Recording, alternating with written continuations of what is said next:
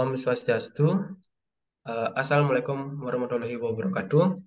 Salam sejahtera bagi kita semua. Shalom, namo buddhaya, salam kebajikan, salam harmoni. Pada kesempatan kali ini, kami ingin memperlihatkan contoh nyata dari teori humanisme di lingkungan sekolah. Tapi sebelum itu, izinkan kami memperkenalkan diri masing-masing. Perkenalkan, nama saya Pan Mandedibia, NIM 22120211136, dan teman saya. Dan perkenalkan, nama saya Putri Mahayasa dengan NIM 22120211132. Sebelum kita masuk ke videonya, kita harus tahu apa itu teori humanisme. Teori humanisme adalah teori yang mengacu kepada pendekatan yang lebih menekankan kepada kebutuhan dan potensi yang ada pada diri siswa dalam belajar. Teori humanisme berfokus kepada pengembangan pribadi dan pembenahan diri siswa. Di sini, peran guru hanya berperan sebagai fasilitator dan pembimbing. Sehingga peserta didik tidak hanya sekedar duduk manis mendengarkan materi yang disampaikan oleh gurunya. Akan tetapi, peserta didik juga diharapkan mampu bekerja secara individual dengan cara berkelompok, agar peserta didik mampu mengeksplorasi bidang-bidang pelajaran, mengusulkan topik-topik pelajaran, sehingga dapat membantu mewujudkan bakat dan minat yang dimiliki. Selanjutnya yaitu tujuan, akan dijelaskan oleh teman saya. Baik, terima kasih Dibio atas waktunya. Di sini saya akan menjelaskan tentang tujuan dari teori humanisme. Tujuan dari teori humanisme adalah meningkatkan kualitas hidup manusia dan mempromosikan pengembangan potensi manusia secara penuh. Adapun beberapa tujuan utama dari teori humanisme, yang pertama yaitu ada martabat dan kepentingan manusia. Teori humanisme menekankan pentingnya menghormati dan melindungi martabat setiap individu. Tujuan utama humanisme adalah memastikan bahwa setiap manusia dihargai dan diperlakukan dengan layak, tanpa diskriminasi ataupun penindasan. Ini berarti menciptakan lingkungan yang memungkinkan individu untuk hidup dengan penuh martabat, kebebasan, dan otonomi. Yang kedua yaitu ada pengembangan potensi penuh. Dalam teori humanisme berfokus pada pengembangan potensi manusia secara penuh. Tujuan ini mencangkup pengembangan kecerdasan, kreativitas, emosi, dan moralitas individu. Humanisme meyakinkan bahwa setiap manusia memiliki kemampuan untuk tumbuh dan berkembang secara optimal. Dan penting untuk menciptakan lingkungan yang mendukung pertumbuhan ini. Yang ketiga yaitu ada kebebasan dan kebebasan berpikir. Dalam teori humanisme, menghargai kebebasan individu dalam memilih atau bertindak sesuatu dengan nilai-nilai dan keyakinannya sendiri. Tujuan humanisme adalah menciptakan masyarakat yang memberikan kebebasan kepada individu untuk mengeksplorasi pikiran, perasaan mereka sendiri, serta mengambil keputusan yang tepat bagi diri mereka sendiri. Nah, di sini selanjutnya saya akan menjelaskan eh, eh, contoh teori humanisme di dalam video ini. Faza Valerina, yaitu pemenang Olimpiade Sains Nasional tingkat kabupaten mata pelajaran biologi, ya diabadikan. Ya, ini adalah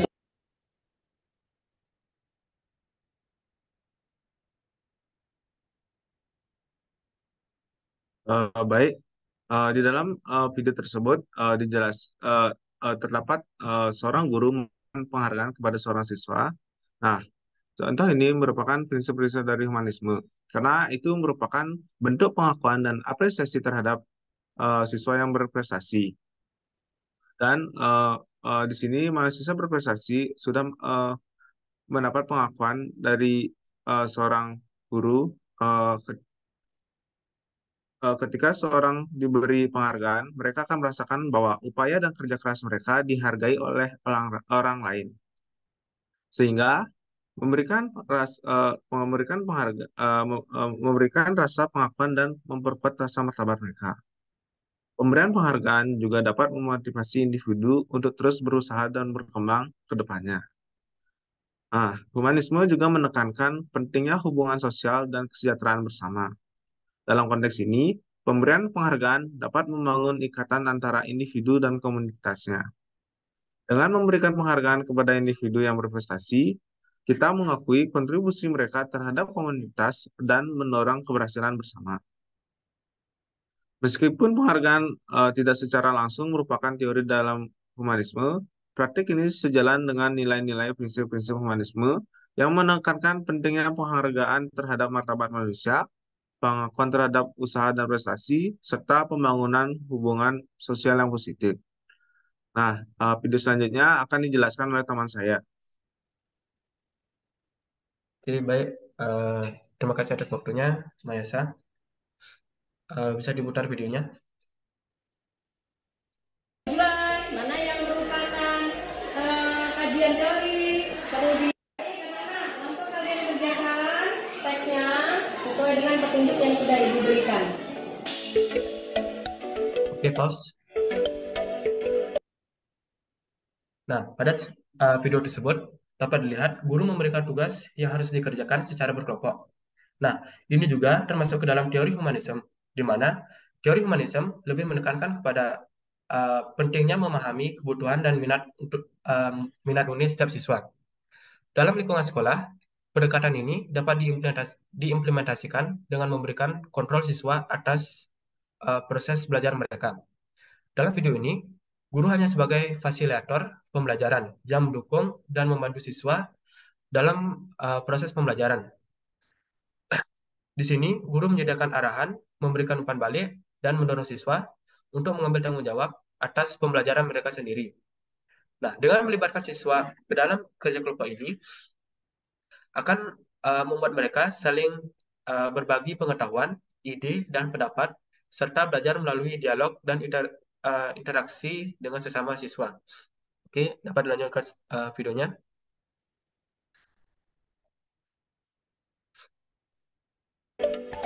Baik anak-anak, ada yang sudah selesai mengerjakan kelompok ini? Kelompok puisi sudah selesai. Seperti biasa, bonus 10 untuk kelompok puisi. Kelompok bahasa sudah selesai, bonusnya 7. Ya, siapa lagi yang mau bonus? Oke, bisa di-pause dulu. Kelompok sastra. Nah, di sini guru memberikan nilai tambahan terhadap kelompok yang sudah selesai pertama. Dengan pemberian nilai tambahan terhadap kelompok ini, akan meningkatkan motivasi belajar mereka, baik itu dari kelompok yang mendapatkan nilai tambahan maupun kelompok yang belum mendapatkan nilai tambahan. Nah, kita akan melihat perspektif dari kelompok yang sudah mendapatkan maupun yang belum mendapatkan. Dari kelompok yang sudah mendapatkan nilai tambahan ini, akan termotivasi untuk terus belajar karena ketika siswa merasa dihargai dan diakui atas usaha dan prestasi mereka, mereka akan cenderung lebih termotivasi untuk terus berusaha dan belajar lebih baik lagi. Nah, kalau dari kelompok yang belum mendapatkan nilai tambahan tersebut, mereka akan termotivasi untuk belajar lebih lagi untuk mendapatkan nilai tambahan tersebut. Karena mereka juga ingin diakui dan diberi apresiasi oleh guru, di mana apresiasi di sini itu berupa nilai tambahan yang diberikan oleh guru. Baik, selanjutnya kesimpulan akan diterangkan oleh teman saya. Baik, terima kasih atas waktunya di Bio. Di sini kesimpulannya yaitu teori humanistik adalah teori yang bertujuan untuk memanusiakan seseorang dalam proses belajar. Oleh karena itu, teori belajar lebih abstrak dan lebih dekat dengan penelitian filsafat, teori kepribadian, dan fisioterapi. Teori humanistik merupakan teori eklektik, yaitu teori yang dapat digunakan oleh teori apapun selama tujuan pembelajarannya tercapai. Dalam praktiknya, teori humanistik bertujuan untuk mengembangkan kemampuan berpikir induktif siswa, eh, proses belajar pembelajaran. Salah satu bentuk pendidikan humanistik adalah pendidikan terbuka, suatu proses pendidikan yang menawarkan kesempatan kepada siswa untuk bergerak bebas dan memilih sendiri pembelajaran guru, hanya berperan sebagai pembimbing dan pengajar.